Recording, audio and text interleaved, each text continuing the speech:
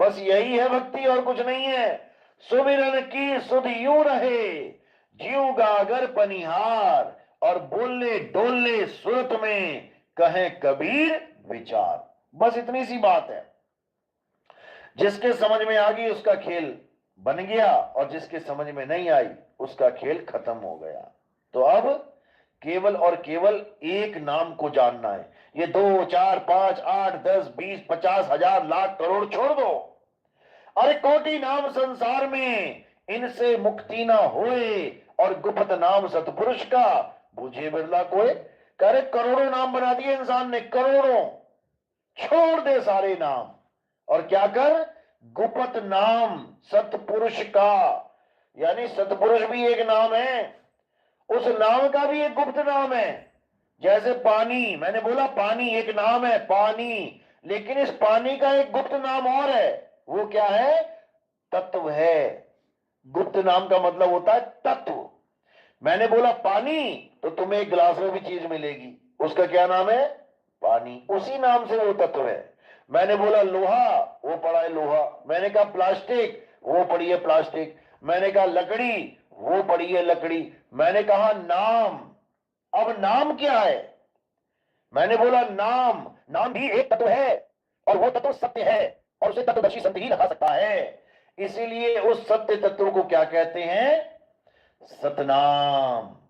जब हम कहते हैं नाम, वो एक तत्व है, लेकिन तत्व तो और भी है, हवा, पानी, अग्नि, धरती, आकाश। तो ये जो तत्व है ये असत तत्व है, तो इनका नाम है असत नाम। और जो आत्म रूप, शब्द रूप जो तत्व है, उसका नाम है सतनाम। तो कहते हैं सतगुरु सोई सतनाम बतावे, और बाकी गुरु कोई काम न आवे। लेकिन आप देखोगे रामपाल जी महाराज ने सतनाम को भी फेल कर दिया। कहते सतनाम से भी मुक्ति नहीं हो सकती, सतनाम के बाद सार नाम मिलेगा, सार शब्द मिलेगा। और वाणी कह रही है कबीर साहब की, सत्य नाम को सिमर के तर गए पतित अनेक, और तेरी कारण नहीं छोड़िए सत्य नाम की टेक। वो कह रहे हैं कि सतनाम से सब तर जाएंगे, सतनाम को छोड़ मत देना। सतनाम के अलावा और कोई नाम है ही नहीं, बाकी सब असत नाम है। क्यों? क्योंकि सत्य नाम कोई नाम नहीं, ये है आपन रूप। और जो जाने इस भेद को पावे आप स्वरूप। जो इस भेद को जान जाता है कि सतनाम क्या है, मेरा स्वरूप ही सतनाम है, और मेरे आत्म स्वरूप को छोड़ के जो कुछ भी दिख रहा है ये सब असत्य है, तब बात बन जाएगी। इसीलिए साहिब कबीर सागर की पहली लाइन में क्या बता रहे हैं? पहली लाइन, अरे सत्य नाम है सार, बूझो संत विवेक करी, उतरो भवजल पार, सतगुरु का उपदेश यही। 2 लाइनों में उपदेश कर दिया उन्होंने। सार नाम की बात ही नहीं करी, सार शब्द की बात ही नहीं करी, उन्होंने सतनाम को ही सार बना दिया। सत्य नाम है सार, 2 ही चीजें हैं सार। दोनों में से सत्य कौन है?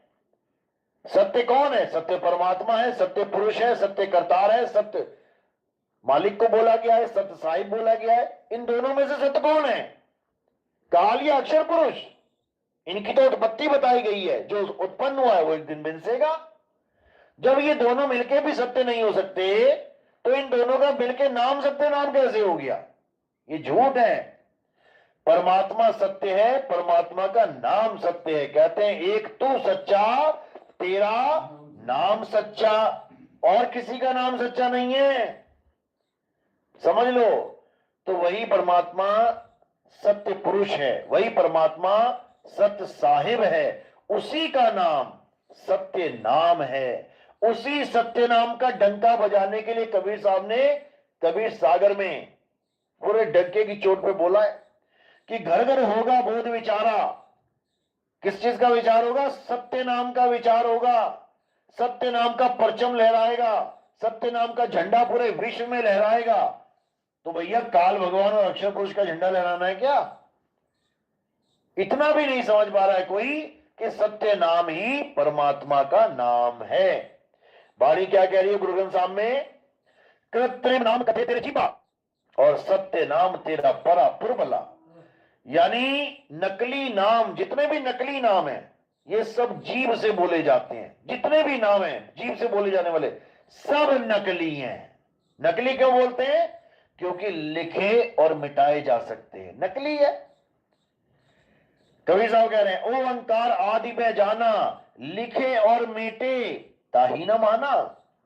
जो लिखने और मिटाने वाले नामों को जप के सोचता है कि मेरे मुक्ति हो जाएगी, बेड़ा पार हो जाएगा, कहते हम नहीं मानते उसको। हमारा नाम अलेख है, हमारा नाम कागज कलम से नहीं लिखा जा सकता है। कागज कलम कलेस राम रंग होरी हो, और वो अक्षर यामे नाही राम रंग होरी हो। 52 अक्षर लेख राम रंग होरी हो, और वो रहे शेष का शेष राम रंग होरी हो। अरे नहीं स्याही का काम राम रंग होरी हो, करे स्याही कलम कागज का कोई काम नहीं है उस नाम में। वो ऐसा नाम है, उस नाम को लखाने वाला संत तत्वदर्शी संत कहलाता है, और मंत्रों को जपाने वाला संत जपी कहलाता है। तपस्या कराने वाला संत तपी कहलाता है। जपी तपी सन्यासी से पीछा छुड़ाना है, और किसकी शरण में जाना है? उस तत्वदर्शी संत की शरण में जाना है, जिसके लिए बोला है गीता में अध्याय 4 34वां श्लोक, हे अर्जुन, अगर तुम सत्य को प्राप्त करना चाहते हो, अगर तुम सत्य को जानना चाहते हो, अगर तुम सत्य का अनुभव कराना चाहते हो, तो तुम ऐसे तत्वदर्शी संत की शरण में जाओ जिसने सत्य को यानी अपनी आत्मा को, आत्म स्वरूप को जान लिया है। वही तुम्हें तुम्हारे आत्म स्वरूप का भेद समझा सकता है, अन्यथा और कोई नहीं। बाकी तुम्हें नाम जपवा देंगे, आजा बेटा ये नाम ले ले, आजा बेटा वो नाम ले ले, आजा बेटा ये जप ले वो जप ले, आजा बेटा पानी में तपस्या कर ले, हवा में तपस्या कर ले, पहाड़ पे चढ़ जा, सब कुछ बता देंगे, लेकिन तुम्हें सत्य के साथ नहीं जोड़ सकते। और सत्य के साथ नहीं जुड़े तो फिर कुछ होने वाला नहीं है। इसलिए जो कुछ है वो सत्य है, सत्य के सिवा कुछ नहीं है। इसलिए हमें क्या करना है? हमें सत्य के साथ जुड़ना है, सत्य का संग करना है। सत्य का संग करेंगे तो सत्संगी कहलाएंगे। और सत्य क्या है? हे अर्जुन, ये आत्मा ही सत्य है। आत्मा अजन्मा है, नित्य है, शाश्वत है, पुरातन है। ये आत्मा ही सत्य सनातन है। ये आत्मा अडोल है, अबोल है। ये आत्मा सदा सदा रहने वाली है। इसको कोई भी ना तो पैदा कर सकता है ना इसको मार सकता है। तो बस इतना सा ही समझने की बात है। जो इसको समझ जाएगा उसका जन्म सफल हो जाएगा, जो नहीं समझेगा बेचारा वो इनकी शरण में रह जाएगा। जय सतनाम, जय सतनाम।